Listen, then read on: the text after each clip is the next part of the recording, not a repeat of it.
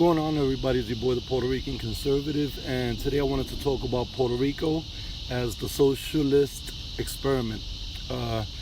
And in order for me to corroborate my conclusion that Puerto Rico has become a lab or a socialist experiment, I'm going to share a brief history of the economical impacts that certain legislations and tax codes have had on Puerto Rico. In order for you to understand how legislation and tax codes can be weaponized against a nation in order to, through it, destroy that nation both on an economical, on a cultural, and on a social level. The story begins in the 1940s.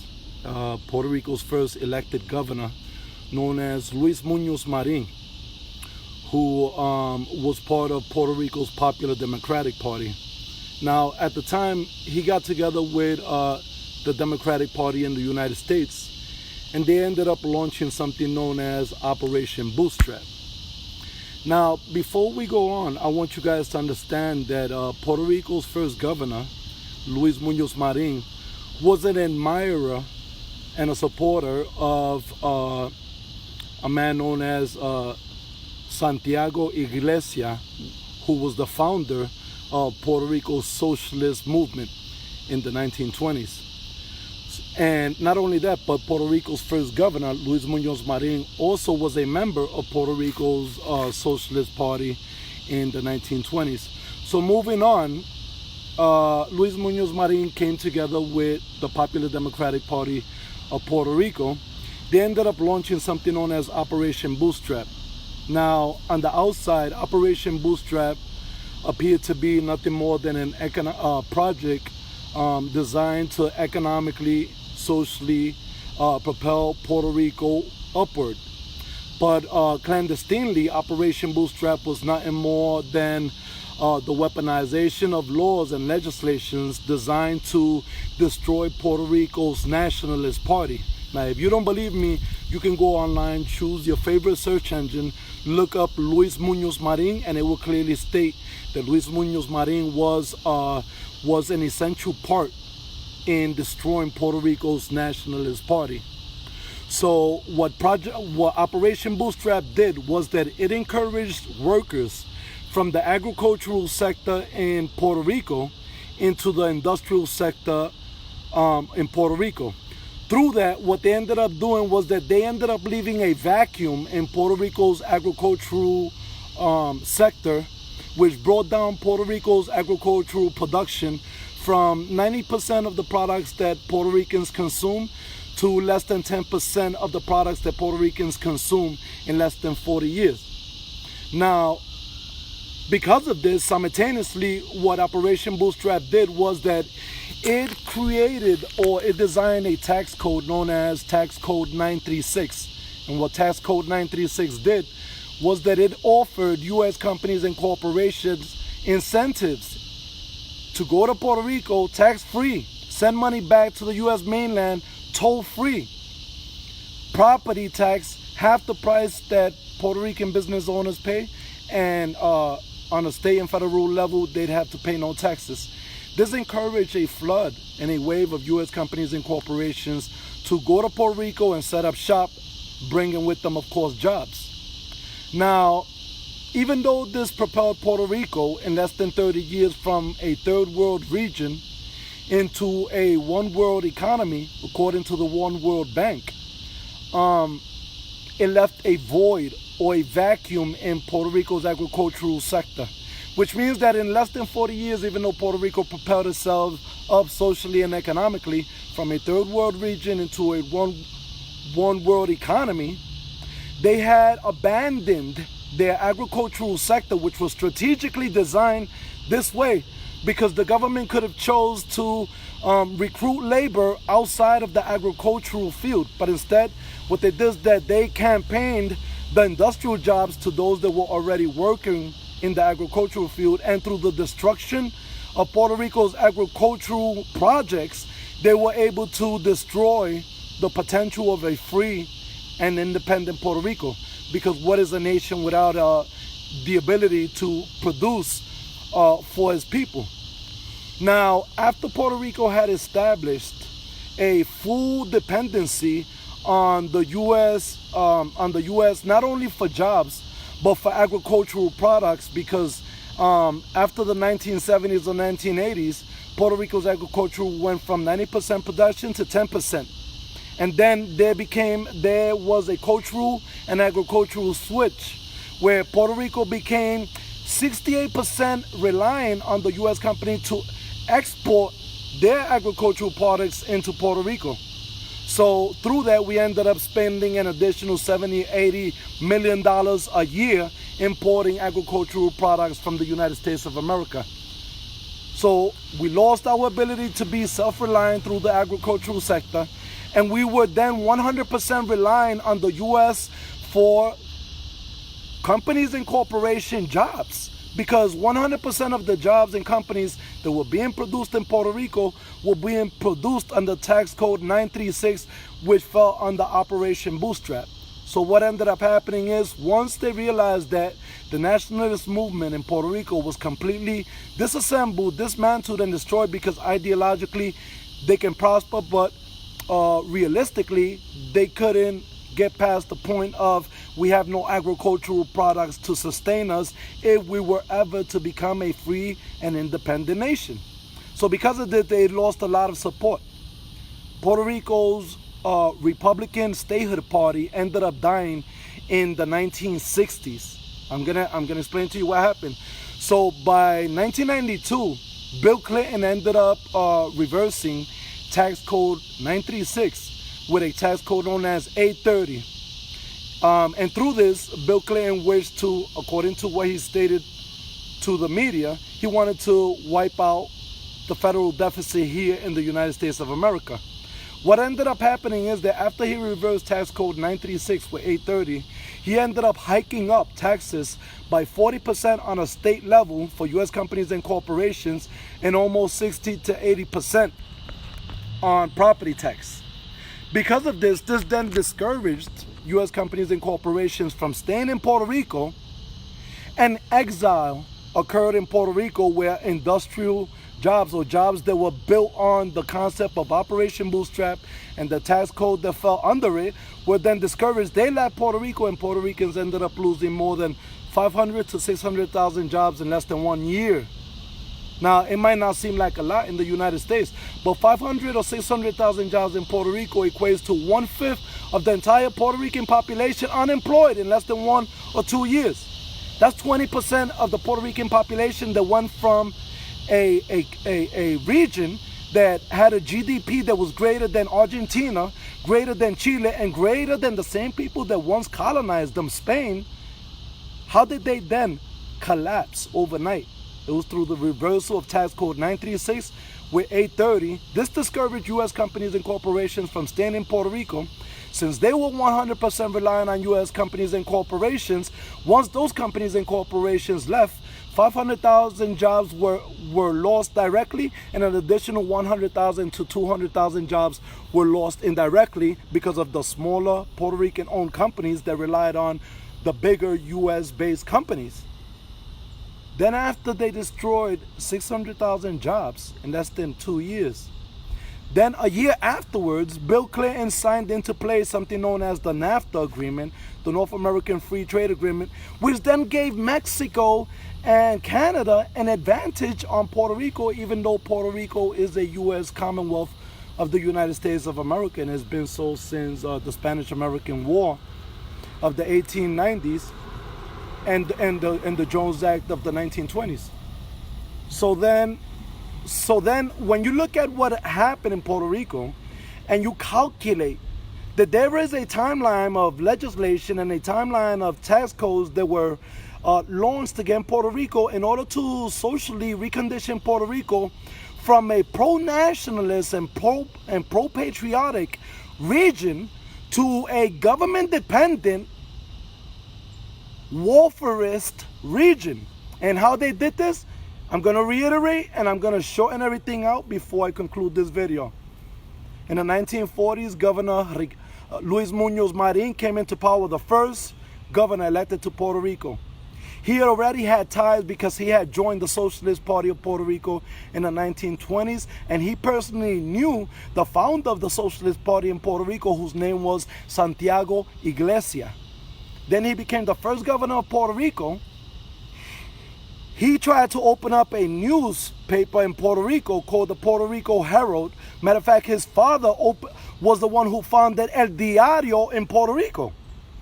And he started pushing ideas that evolve around socialism, such as the cooperative economy, which is exactly what's going on today in Puerto Rico. If you notice, a lot of these districts, they have all these restaurants and all these businesses. The city pays for the electricity.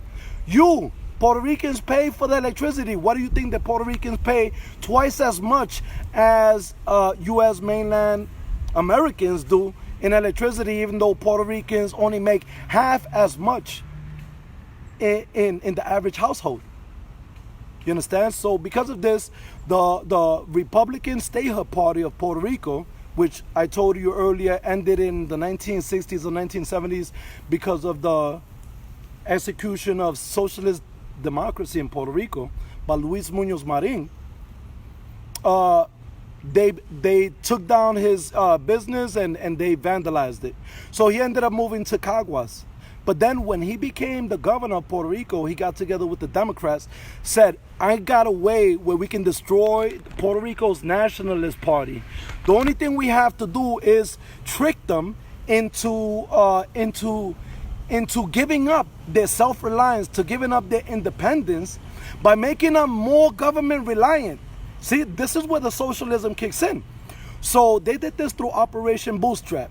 They said, let's launch this operation. Let's say that it is to propel Puerto Rico from a third world region into a one world economy.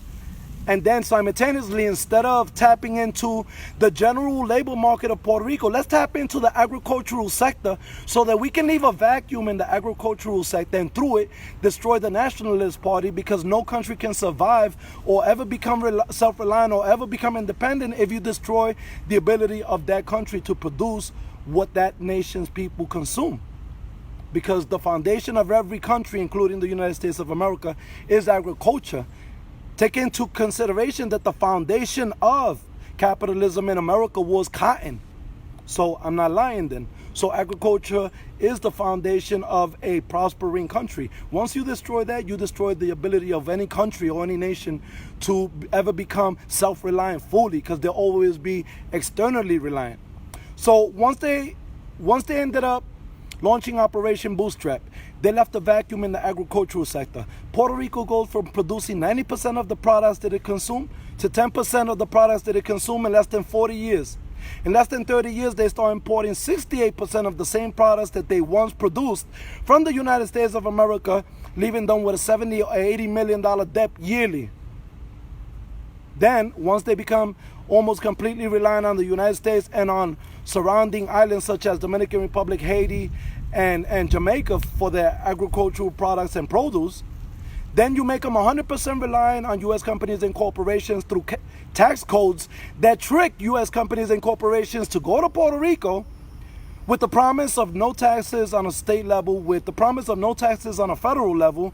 And then once they've gained complete reliance on the U.S. companies for jobs, and the agricultural sector has gone down to almost obsolete, 10% production, then you take away what you gave them by reversing the same tax code that encouraged U.S. companies and corporations to go to Puerto Rico.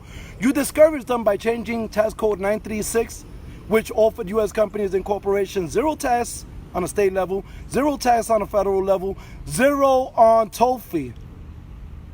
And then you hike it up 40% on a state level, you hike it up 80% on a property level, and then say that you're going to utilize that to clean out the federal budget, the federal deficit for the United States of America, when there could have been 1,000 other options.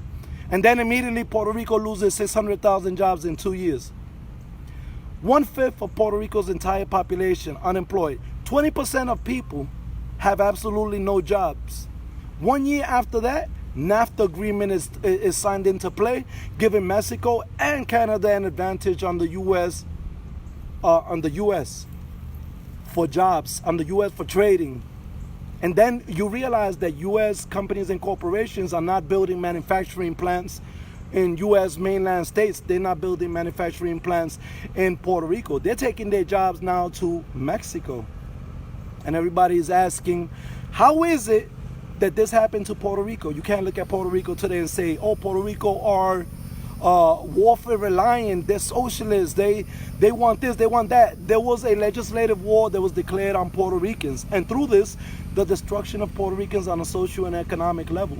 Just go on your favorite search engine and look up Puerto Rico economy, and everything that I said will turn out to be true. And it will tell you that Puerto Rico's economy has remained stagnant since 1996, 3 years after the NAFTA agreement was signed into play, 4 years after Tax Code 936 was reversed with Tax Code 830. And then now you have to ask yourself, okay, well, that's Puerto Rico. Most people don't care because it's Puerto Rico. Oh, to hell with Puerto Rico. Who cares about Puerto Rico? Now you have to ask yourself, how are they doing exactly the same thing here in the United States? Well, that's the thing, that Puerto Rico is just a laboratory. Utilize your favorite search engine. Go online and look up the fact that 1/3 of the entire U.S. population is reliant on the government in one form or another. 109 million U.S. citizens, Americans, are relying on the U.S. Government for financial assistance or medical assistance or some form of assistance.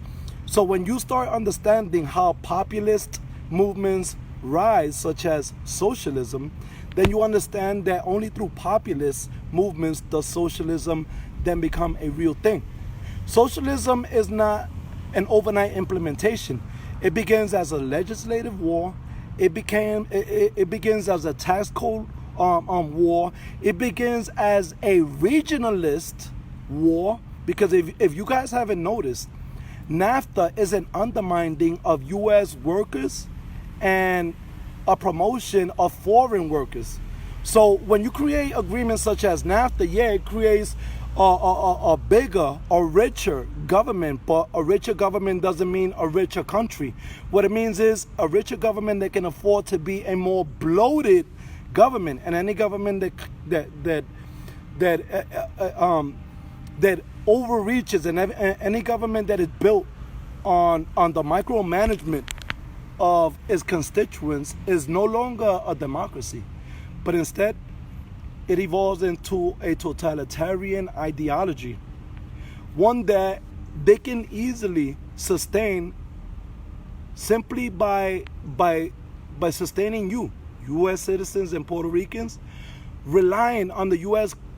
government for financial assistance, relying on the U.S. government for medical assistance, relying on the U.S. government for a better way of life. And this is why I tell everybody, when people say make America great again, and they're asking Donald Trump, make America great again, I tell people, no, let's all make America great again as a collective. Because if we don't do this ourselves as individuals, and we continue to asking the government, or we continue to ask our president to do for us and make our country better and make everything better for us, all we're doing is encouraging the culture of collective socialism. Because through socialism, we encourage reliance on the U.S. government. And through this reliance, we create a government-dependent, socialist, and warfarist culture. With that being stated, everybody, I just wanted to chit-chat a little bit, came out for a little walk, and I just wanted to touch up. Puerto Rico is nothing more than a socialist experiment.